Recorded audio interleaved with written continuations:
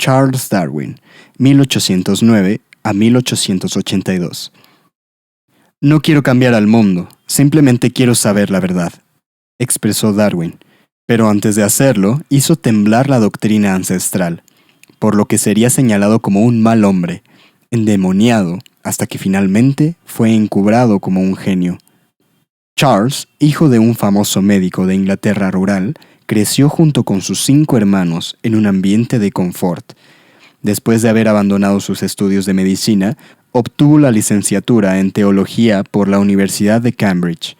A pesar de las duras críticas de su padre, quien se sentía desilusionado y hasta en cierta medida traicionado porque Charles no había estudiado lo mismo que él.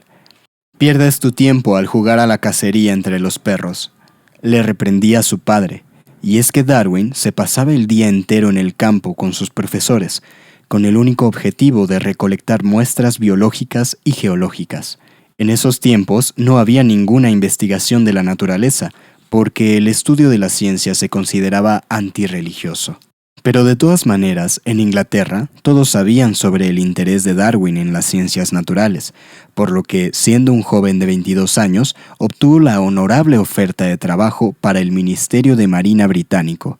Tenía que viajar como naturalista en un recorrido alrededor del mundo, en el HMS Beagle, navío de Su Majestad, en una expedición oficial de la Marina Real.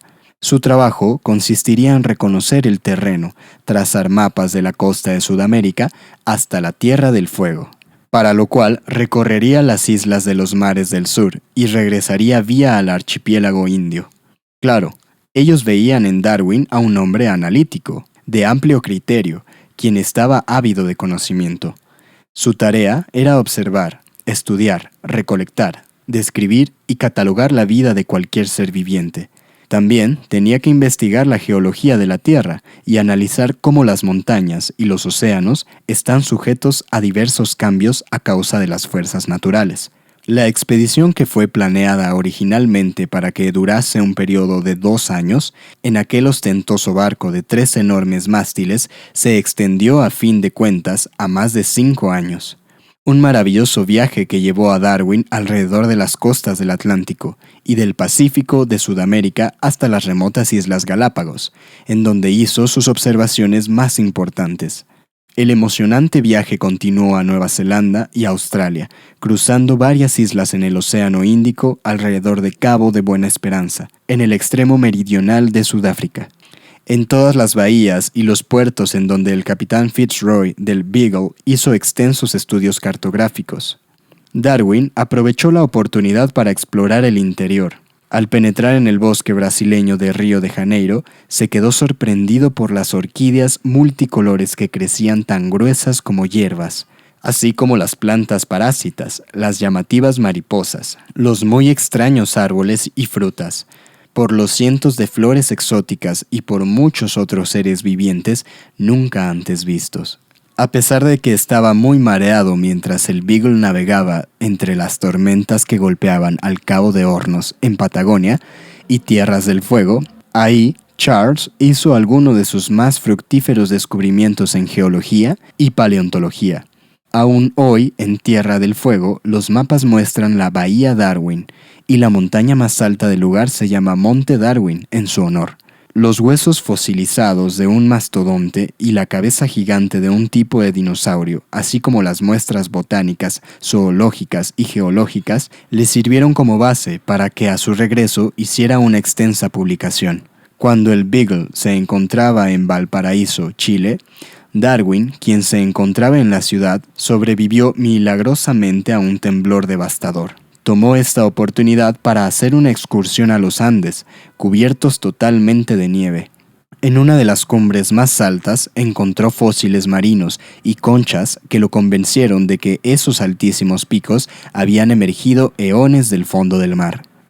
Las islas volcánicas de Galápagos, a 600 millas de Ecuador, fueron para Darwin el sueño dorado como naturalista que era. Cada isla tenía una variedad de especies con marcadas diferencias en su apariencia y en sus colores. Las aves, los lagartos o las enormes tortugas, siendo los mismos, tenían diferentes hábitos alimenticios. lo cual indicaba las mutaciones y adaptación de cada especie de acuerdo con las condiciones específicas de cada isla. Cuando Charles regresó a Inglaterra después de 5 años, lleno de emoción y feliz por haber superado tantos peligros, esperaba ansioso una etapa de trabajo creativo en el área que amaba apasionadamente. Allí estaba frente a cientos de cajas que él mismo había empaquetado y enviado con miles de especímenes, todas con sus respectivas notas bien detalladas. Además de su famoso libro sobre su viaje y numerosos artículos científicos, a lo largo de su vida escribió y publicó más de 75 obras. Cuando Charles empezó a recibir amplias regalías por sus obras, era solamente un hombre de 30 años, alto, simpático, maduro y de gran carisma. Se casó con su prima Emma, compañera de juegos de su niñez, perteneciente a la familia Whitwood, mundialmente famosa por su fina porcelana, y tuvieron 12 hijos. Emma, a pesar de ser una devota creyente, siempre apoyó a su esposo cuando éste fue atacado y acusado de ser hereje y anticristo por lo que decían sus libros. Cuando Charles estaba formulando sus ideas acerca de la evolución de la vida y de que la corteza terrestre tenía millones de años, sabía bien lo peligroso que eran sus conclusiones heréticas. En el siglo XVII, el obispo Ussher había decretado que Dios había creado el mundo en el año 4004 a.C., que Dios había creado todas las criaturas y que cualquier ser viviente no había evolucionado, sino que era precisamente como había sido concebido en la creación. Darwin, sin embargo, tenía hechos irrefutables para sostener sus conclusiones. Su controvertido libro, El origen de las especies, fue publicado e inmediatamente vendido. Incluso se produjeron más de 30 reimpresiones. Después de la publicación de esa obra, se desencadenó una tormenta violenta de ataques, a menudo personales y malintencionados hacia Darwin. En concreto, su libro explicaba el desarrollo, cambio y adaptación de las especies, la selección natural de supervivencia y mutabilidad de las mismas. Él nunca excluyó a Dios de su teoría. Dios ha creado las leyes de la naturaleza y estas leyes dirigen el funcionamiento del proceso natural.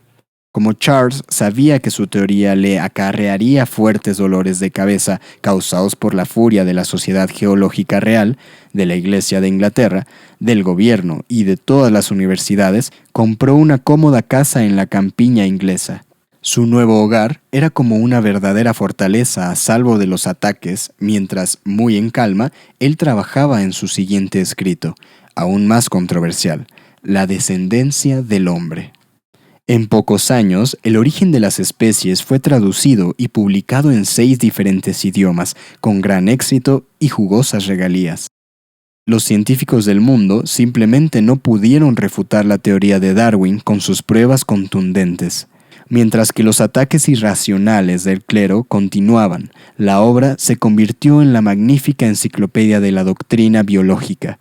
Así pues, no nos sorprende que su libro La descendencia del hombre haya sido mucho más fácilmente aceptado por los científicos del mundo.